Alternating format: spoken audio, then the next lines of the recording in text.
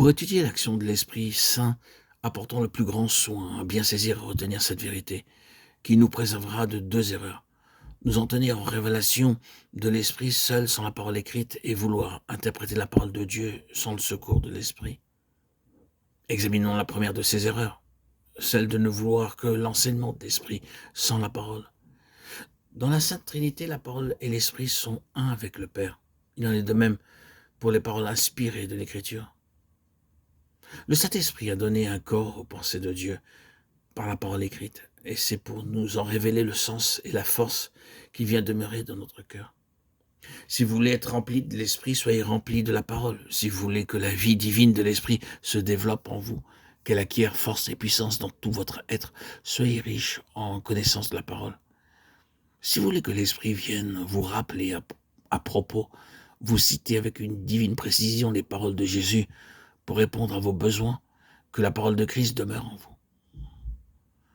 Si vous voulez que l'Esprit vous révèle la volonté de Dieu dans toutes les circonstances de votre vie, qu'il vous signale entre divers commandements qui paraissent se contredire celui que vous devez suivre, vous le suggérant au moment opportun, que sa parole vive en vous, afin qu'il puisse s'en servir.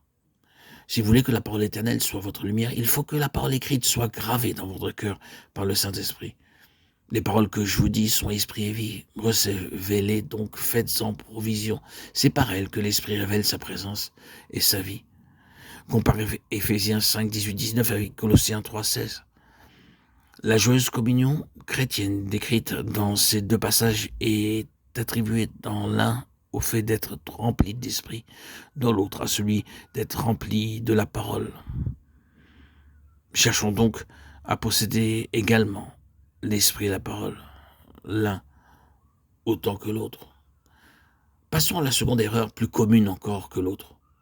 Ne croyez pas que jamais la parole puisse vous communiquer sa vie, si le Saint-Esprit n'est pas là pour la recevoir et vous l'assimiler. Oh, que de lecture de l'Écriture, que d'études et de prédications, qui n'ont d'autre but que celui de bien saisir le sens de la parole.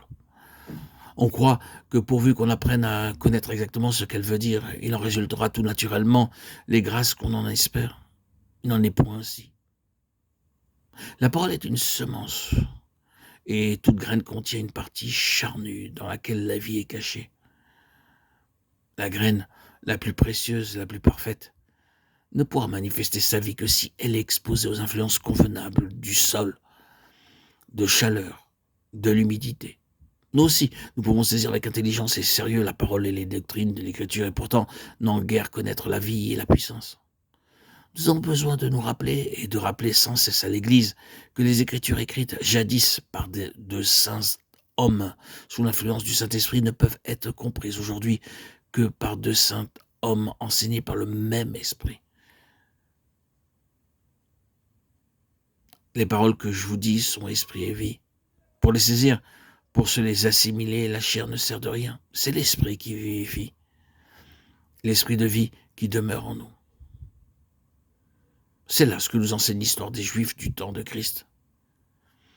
Ils se croyaient pleins de zèle pour Dieu et sa parole, mais tout ce zèle se portait sur l'interprétation humaine de la parole de Dieu. Aussi Jésus leur dit-il, vous sondez les Écritures parce que vous pensez avoir en elles la vie éternelle. Ce sont elles qui rendent témoignage de moi, et vous ne voulez pas venir à moi pour avoir la vie. Jean 5, 39, 40. Ils avaient confiance, en effet, aux Écritures, pour être conduits par elles à la vie éternelle. Et pourtant, jamais ils ne discernaient qu'elles rendaient témoignage de Jésus, jamais, par conséquent, ils ne voulurent aller à lui. Ils n'étudiaient et ne recevaient l'Écriture que selon la lumière de leur intelligence humaine, et non selon la lumière et la puissance de la vie divine, devenant leur vie.